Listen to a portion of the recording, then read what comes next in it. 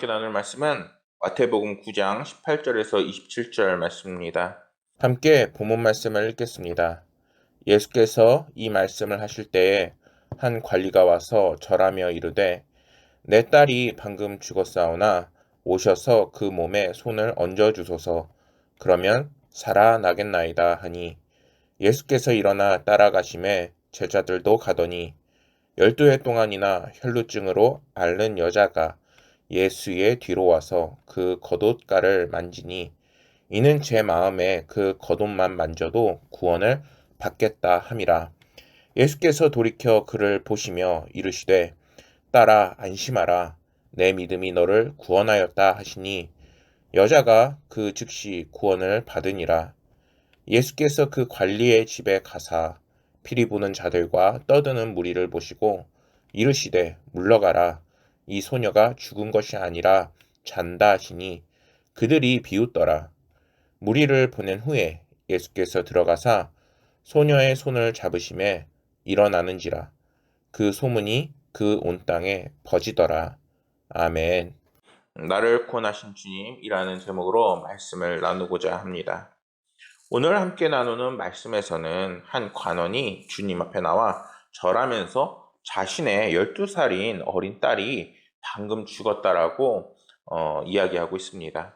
그러면서 그는 주님께서 오셔서 그 아이에게 손을 얹어주시고 그리고 함께 하신다면은 그 아이가 반드시 살아날 거라고 고백을 하고 있습니다. 사실 여기에서는 우리가 의견이 분분할 때가 많습니다. 예를 들어 세상에서 딸 아이가 죽거나 사람이 죽어서 그 아이가 기도한다고 해서 물론 갑자기 살아난다거나 그런 일이 벌어지진 않지요. 지금은 이 부활의 의미가 물론 우리가 정말 주님께서 다시 오셔서 우리를 부활시키시고 또한 우리가 그 부활의 그 영광에 함께 참여하는 분명한 그리스도인임을 분명하게 얘기하는 것으로 알 수 있어야 합니다. 중요한 것은 지금 딸 아이가 죽어서 보통 죽음은 어떻게 돼요? 뭐 장의사를 찾아간다거나 아니면은 정말 그 뒷수습을 하기 바쁘거나 아니면은 망연자실하거나 이렇게 할 수 있는데 지금 오늘 말씀에서 나오는 이 관리는 당시에 오신 하나님 그리고 주님께서라시면 정말 죽은 사람도 살리실 수 있는 놀라우신 하나님이시라는 것을 분명하게 고백하고 있다라는 것이죠. 우리 마음속에서도 정말 주님이 하나님 되시고 또한 오늘날에도 나에게 분명한 하나님의 은혜가 있고 그리고 나에게 은혜 베푸시는 분이심을 과연 우리는 믿으면서 확신을 갖고 살아가고 있나요? 사실 이러한 확신을 갖고 주님 앞에 나아가는 것이 정말 우리의 삶 가운데 그렇지 않은 사람과 그러한 삶을 나누는 기준점이 되기도 합니다. 그렇기 때문에 성도들은 어느 순간에서나 주님께서 나에게 분명한 은혜를 베푸시고 또한 그 은혜는 정말 내 삶에 막혀있던 문제를 분명하게 해결하고 뚫게 하시는 놀라운 기적의 역사가 있을 거라는 기대를 갖는 소망의 삶을 살 수 있어야 함을 잊지 않아야 합니다.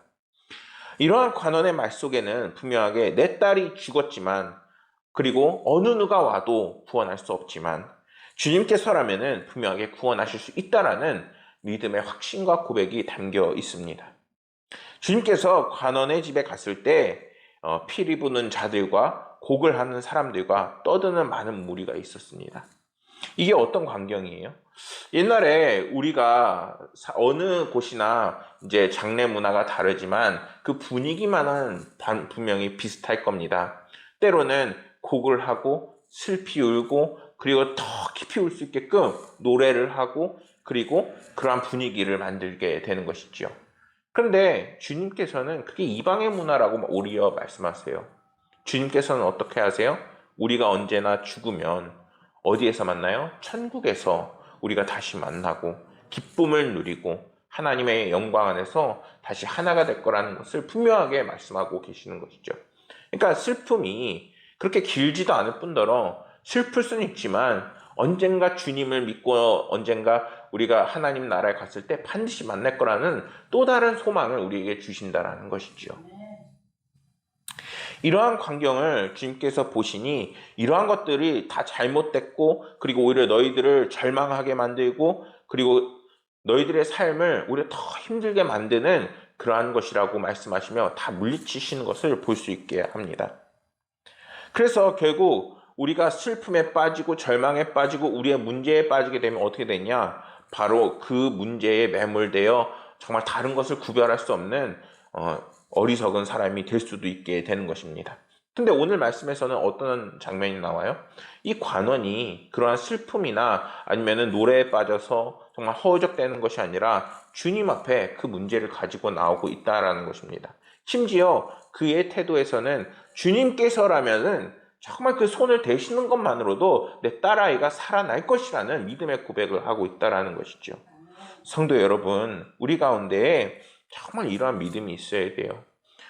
정말 뭔가 사람이 죽고 돌아가셔서 얹어서 실제로 되살아나게 해주십시오 하고 이렇게 기도하라는 것이 아니라 우리 가운데 언젠가 정말 주님께 앞에 섰을 때에 우리를 천국에 들어가게 하실 것이고, 또한 우리가 천국에서 다시 만나게 하실 것이고, 그리고 주님께서 우리를 축복된 삶으로 반드시 이끄실 것이라는 것을 살아서나 죽어서나 정말 주님께서 함께 하시는 것이 복이라는 것을 우리는 깨달을 수 있어야 하는 것입니다.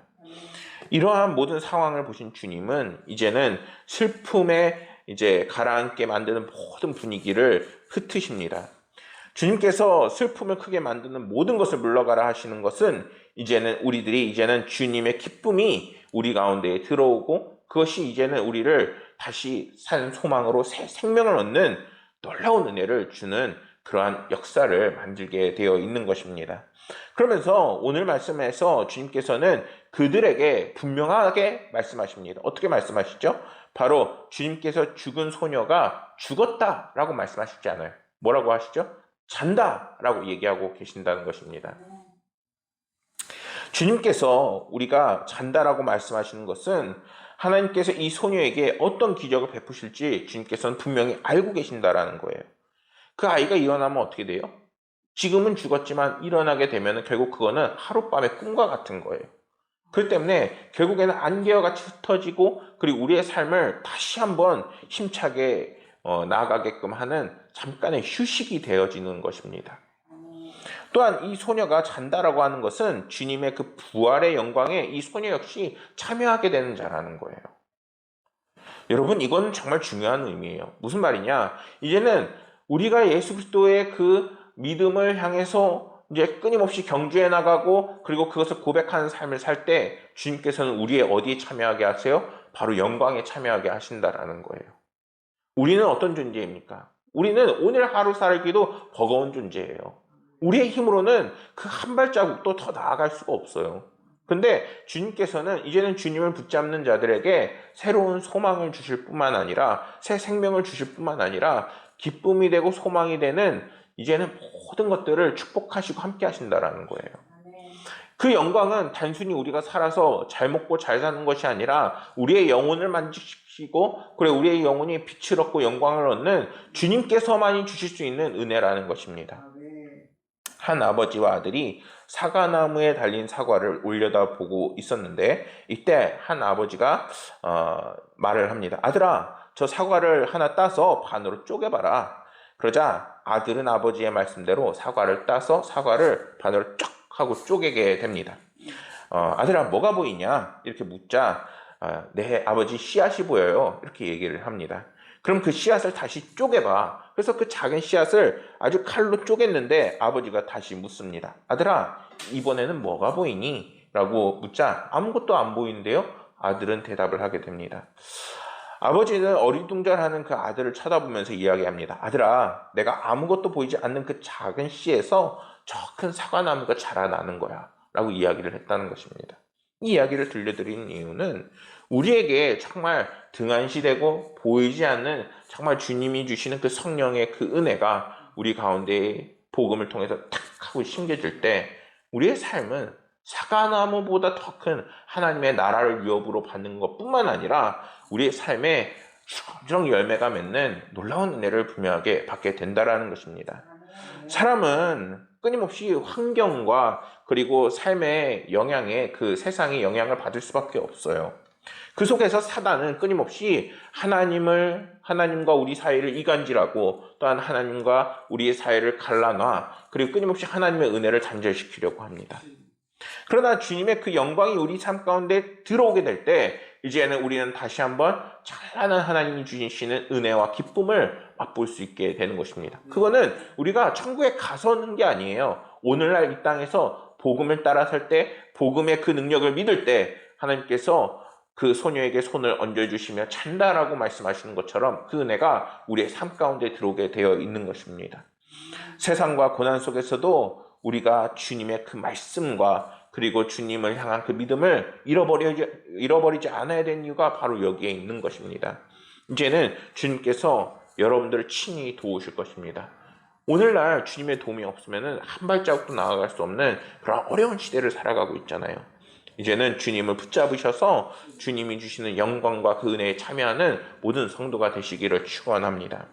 주님께서는 소녀를 마치 깨워 일으키시려고 하듯 손을 잡아주십니다. 성도 여러분, 이 말씀은 당시에는 너무나도 충격적이고 그리고 말도 안 되는 말씀이에요. 왜? 우리가 이제 예수 그리스도를 믿을 때 악하고 삿된 것을 다 치우는 경우가 있습니다. 근데 이때 당시에는 직업과 그리고 하는 일에서도 분명하게 분별하는 율법이 있었어요. 예를 들어 도축하는 것을 할 수가 없었으며 그리고 예수를 믿는 자는 결코 시체나 그리고 더러운 것을 만질 수가 없었어요. 특히나 말씀과 하나님의 그 율법을 가르치는 랍비라고 하는 선생들은 결코 세상에서 더럽다고 말하는 그들이 더럽다고 말하는 것들을 손에 댈 수도 없었어요. 그런데 오늘 말씀에서 정말 선생이 되시는 우리 예수 그리스도께서 어떻게 하세요? 바로 이미 죽은 소녀의 시체에 손을 얹게 되는 것입니다. 사람들에게는 너무나도 충격적이었던 거예요. 그러나 주님께서는 이러한 말씀을 통해서 우리에게 무엇을 얘기하고 싶으신 것이냐? 바로 사람들이 악하고 더럽고 그리고 예를 들면은 우리에게 해가 되는 것을 우리가 만지면 어떻게 돼요? 그걸 옮게 되어 있다라는 거예요. 우리가 감기 걸리면 어떻게 돼요? 아무리 사랑하는 사람이라도 서로 감기를 다 옮기 전에는 끝나지가 않아요. 그런데 주님께서는 어떠시냐? 그 감기를 치유해 주시죠. 이제는 정말 우리의 삶에 있는 어려움들 그리고 그 모든 것들을 거룩하게 만드시고 그리고 치유해 주시고 회복시키시는 것이 바로 주님께서 하시는 능력이라는 것입니다. 우리는 그것을 옮고 같이 더러워질 수 있지만 주님께서는 오히려 함께 깨끗해지시는 분이라는 거예요. 성도 여러분, 지금 우리는 이러한 영원한 주님의 힘과 능력을 힘입어 살아갈 수 있어야 하는 겁니다. 우리가 믿음으로 주님을 영접하고 주님께서 우리의 삶에 들어오실 때 우리의 삶에 악하고 더러운 것들을 다 거룩하게 바꿔나가시는 겁니다. 우리의 삶이 얼마나 환난 속에 있고 고난 속에 있고 어려움 속에 있어요. 근데 그 속에서 정말 선한 것 하나 없는 자신을 발견하게 되어 있습니다. 얼마 전에 친구가 무려 3년 만에 저에게 연락을 했습니다. 그 친구와 이야기를 하면서 막 사역을 하면서 뭐가 힘들었고 뭐가 어려웠고 막 이런 얘기를 막 했어요. 근데 그 와중에서 당연히 제가 지금 담당하고 있는 고강은혜교회를 얘기할 수밖에 없잖아요. 얘기하는데 불평할 게 없는 거예요. 왜냐면은 하나님께서 지금까지 저를 도우시고 이끄시고 함께 하셔서 고강은혜교회를 담당하게 하시고 또 지금 여러분들을 만나게 하셔서 말씀을 그렇게 나누고 전할 수 있게 되는데 그 말씀을 통해서 저에게 느껴지는 그 마음은 무엇이냐? 내가 너무 부족하구나. 내가 정말 더 열심히 해야 되는데 또는 하나님께서 은혜 주신 것만큼 내가 더 하나님 앞에 나아가야 하는데 라는 그런 마음이 너무 크게 들게 되는 것이었습니다. 중요한 것은 하나님께서 우리를 정말 변화시키시고 그리고 거룩하게 바꿔나가시고 연단시키시고 그런 모든 과정을 통해서 분명한 것은 주님께서 우리에게 들어오셔서 이제 내 안에 있던 더러운 것들, 악한 것들, 죄된 것들 그 모든 것들을 다 깨끗하게 치우신다라는 겁니다. 이전 같으면은 정말 욕하기 바쁘고 험담하기 바쁘고 부족했던 내 모습이 이제는 주님을 통해서 끊임없이 거룩해져 나가는 것입니다. 작은 예지만 분명한 것은 주님께서는 이제는 우리를 이제는 더욱더 하나님을 찬양하는 예수 그리스도의 제자된 삶으로 이끌어 나가십니다. 오늘 말씀 보고 기도했으니까 그만하는 것이 아니라 이제는 우리는 매 순간 주님의 제자가 되어 이제는 끊임없이 하나님 앞에 예배드리고 하나님께 영광 올려드리는, 또한 그 영광에 참여하는 예배가 되는 삶을 살 수 있어야 되는 것입니다. 그렇게 관원의 아이를 살리고 관원의 집을 나오자 주님께서 떠나가실 때 오늘 말씀에서 나오진 않았지만 두 맹인을 만나게 됩니다. 그리고 이 두 사람이 주님을 향해서 이렇게 외쳐요. 다윗의 자손이여 우리를 불쌍히 여기소서 하고 외칩니다. 말씀 당시에는 예수님께서 이제 다윗의 혈통이라는 메시아가 나온다라는 시대 속에서 살고 있었어요. 이 말은 그들이 믿는 메시아는 다윗의 혈통에서 나와서 그들을 로마의 압제에서 구원할 그런 메시아라고 생각했다라는 것입니다. 그런데 지금 이 두 소경이 이야기하는 게 뭐예요? 다윗의 자손 예수여 나를 구원하소서. 주님께서 정말 살아계신 구원자가 되심을 고백하고 있다는 것이죠. 이어서 이들은 주님을 향해서 저희들을 불쌍히 여기소서라고 간청을 합니다. 이러한 그들의 모습을 좀 더 살펴보면 그들이 매우 끈질기게 주님을 따라가는 것을 성경은 말씀하고 있습니다. 심지어 이들은 눈이 보이지 않는데 주님이 거하시는 그 집까지 끊임없이 쫓아갑니다. 응답하실 때까지 끝까지 부르짖고 악착같이 주님을 쫓아가고 있습니다. 성경은 왜 이것을 우리에게 보여주고 있어요? 오늘 정말 혈루증을 앓는 그 여인이 주님의 그 옷자락이라도 만져보려고 하는 것처럼, 그리고 오늘날 살아가는 성도들이 정말 주님께 응답 한번 받아보려고 기도하는 것처럼, 그리고 정말 주님만이 우리 딸을 구원하실 수 있다라고 나오는 그 부모의 그 관원처럼 우리의 삶에 주님이 정말 응답하셔야 되는 간절함이 있어야 한다는 것입니다.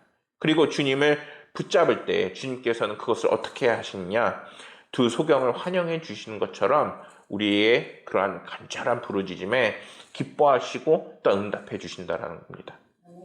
다른 사람들 같으면 어때요? 야, 좀 조용히 해, 좀 나가란 말이야, 이렇게 얘기를 할 거란 말이에요.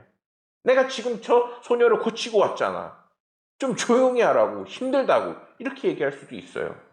아마 오늘날 목사님들 중에서는 실컷 신방하고 왔는데 또 신방해달라고 하면 이렇게 말씀하시는 어떤 분들도 있을 수도 있어요. 그게 인간의 연약함이에요.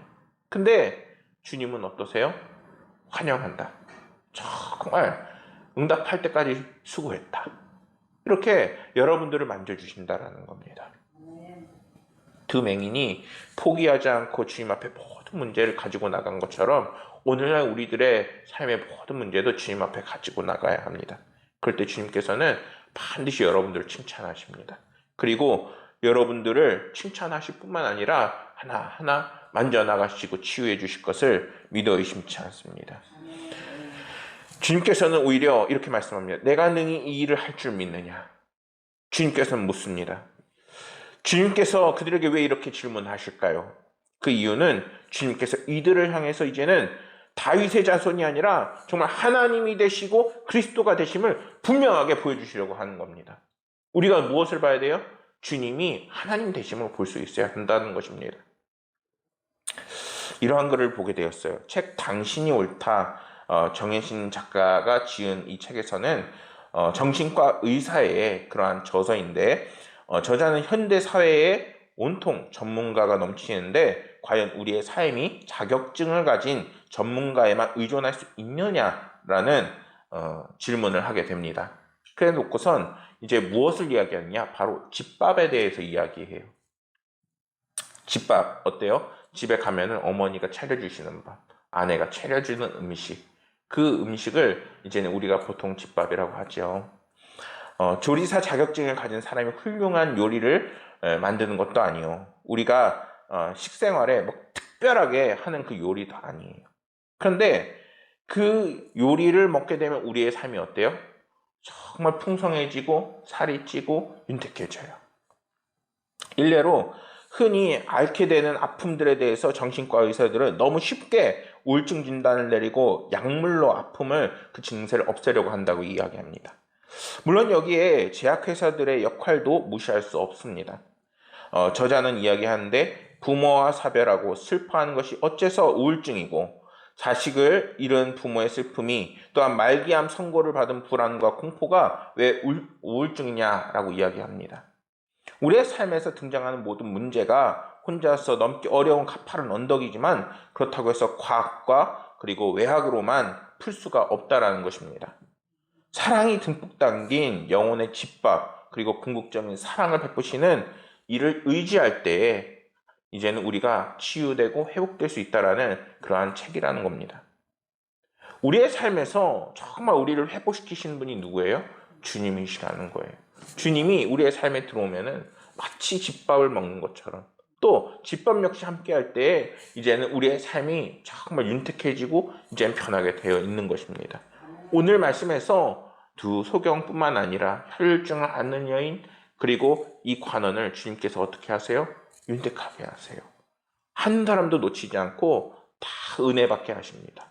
사랑하는 성도 여러분, 이제는 주님이 주시는 그 구원의 은혜를 따라 살기를 소망합니다. 이 구원은 단순히 죽어서 가는 소망의 구원이 아니에요. 이제는 살아서 주님이 주시는 놀라운 변화와 은혜가 함께하는 성령의 역사인 것입니다.